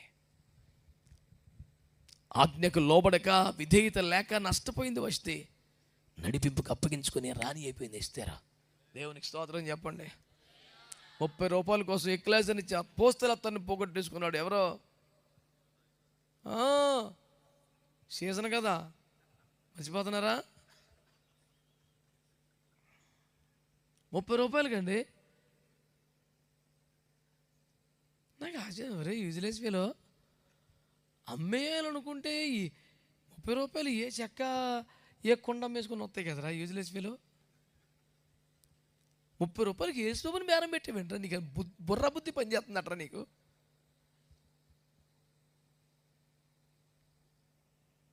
సకల ఐశ్వర్యములు కర్త, రాజాతి రాజు, ప్రభులకు ప్రభువు, దేవలోకానికే ఏకైక దేదీప్యమైన ప్రదీపమైన, అక్కడ దీపం అక్కర్లేదండి, ఆయనే దీపం. అలాంటి మనిషిని పట్టుకుని 30 రూపాయల పనికి మాలిన బతుకు. ఆ శాస్త్రులకి ఎవరు వచ్చారు తెలుసా? మత్తి ఎలా వచ్చాడు? యోహాను దినములు మొదలుకొని యేసు మనతో ఉండిన కాలమంతా మనలో ఒక్కడుగా ఉండిన కారణంగా కొట్టేసాడు ఛాన్స్. వీళ్ళందరూ ఇప్పుడు నేను చెప్పింది ₹1 కోటి పాయింట్ ఏంటి తెలుసా? కోల్పోయిన వాళ్ళందరూ టాప్ క్యాండిడేట్లు. ఆ ఛాన్సులోకి వచ్చిన వాళ్ళందరూ అత్యల్పమైనటువంటి క్యాండిడేట్లు. అది ఉపదేశంలో కీలకమైన పాయింట్. మీరు ఎవరిని చూడండి, ఏశావు, జ్యేష్ఠుడు, రూబేను, అందరూ టాప్ వాళ్ళు. ఆ పొజిషన్ నెక్స్ట్ వాళ్ళు కోల్పోయిన స్థానాన్ని భర్తీ చేసిన వాళ్ళందరూ అల్పులు, బలహీనులు. ఇశ్రాయేలు చరిత్రలోనే మొట్టమొదటి రాజు దేవుని స్థానంలో నిలబడ్డ వ్యక్తి దావీదు. కన్న కొడుకుతోనే కొడుకు అనిపించుకోలేదు, కన్న తండ్రితోనే కొడుకు అనిపించుకున్నాడు. వాళ్ళందరూ టాప్, బెస్ట్, వీళ్ళందరూ లీస్ట్. నేను అంటున్నాను, ఆ లీస్ట్ నీవేనా? సమాజంలో, కుటుంబంలో గౌరవం లేక, మర్యాద లేక తృణీకరించబడ్డ వ్యక్తి జీవితం నీదేనా? ఈరోజు ప్రభు నీతో మాట్లాడుతున్నాడా? నువ్వు శ్రద్ధగా భక్తి చేస్తే, జాగ్రత్తగా నిలబడితే ఈ మహిమకరమైన స్వాస్థ్యంలోకి వచ్చేస్తావు. బుద్ధిహీనులై తెలివి తక్కువతనంగా తిండి కోసం, పనికి మళ్ళీ ఆశల కోసం, వ్యర్థమైన వాటి కోసం ఉన్నతమైన పరిశుద్ధమైన మహిమకర స్వాస్థ్యాలను పోగొట్టుకున్న చాలామంది. నువ్వు కొంచెం బుద్ధిగా ఉంటే, కొంచెం భక్తి చేస్తే, కొంచెం నమ్మకంగా ఉంటే ఈ స్వాస్థ్యాలు నువ్వు సంపాదించుకోగలుగుతావు. నువ్వు ఎంత అల్పుడువైనా, ఎంత చిట్ట చివరి వాడివైనా పోగొట్టుకునే వ్యక్తిగా ఉండిపోతావా? ఈ పొందుకునే జాబితాలోకి వస్తావా? నువ్వు ఆలోచిస్తే, ఒక నిర్ణయానికి రాగలిగితే, ఒక్క సెకండ్లో దావీదు అభిషిక్తుడైపోయాడు. జస్ట్ ఒక్క సెకండ్, ఒక్క రాత్రిలో సౌలు రాజు అయిపోయాడు. ఒక్క గడియలోనే ఎస్తేరు రాణిగా మారిపోయింది.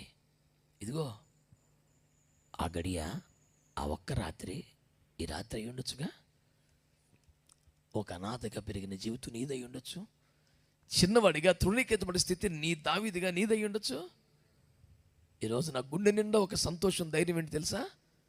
మహోన్నతమైన స్థానానికి ఎగబాకిన వాళ్ళందరూ అత్యల్పులు, ఏ ప్రాధాన్యత లేని వాళ్ళు, ఎన్నిక లేని వాళ్ళు ఆ స్థానానికి వచ్చారు. ఈరోజు నీకు కూడా అవకాశం ఉంది. నీకు కూడా మహారాణి ఖాళీ చేసిన స్థానం తల్లిదండ్రులు లేని ఒక అనాథ బిడ్డ కొట్టేసింది.